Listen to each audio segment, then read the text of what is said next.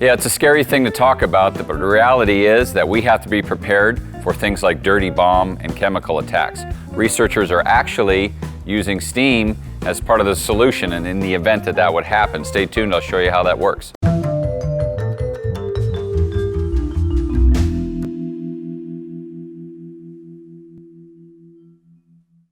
The Department of Homeland Security and the Idaho National Laboratory are researching a way to more effectively and safely clean up in the event of a dirty bomb or a chemical attack.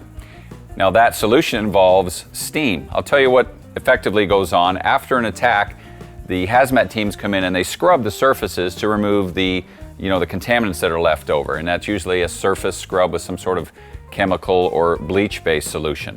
So there's a new research that shows that maybe the use of a laser and a steam can help do a better job. So let me tell you the story and why that's even necessary. Let's look back here at this wall. Okay, so here's where old tech meets new tech. Now you have to know the reason for this whole problem is that brick and concrete are extremely porous. So when that contaminant hits here, it's not just staying on the surface, it's getting down in there. Think about if you've had a leaky basement, how water always finds a way through a pore or a fissure or something like that. That's what's happening with these surfaces. So that's the problem. Now here's the solution. Water. Just like we talked about a leaky basement, water gets into everything. So researchers have figured out if we treat this surface with water, it's also going to get down in there and mix up with the contaminants.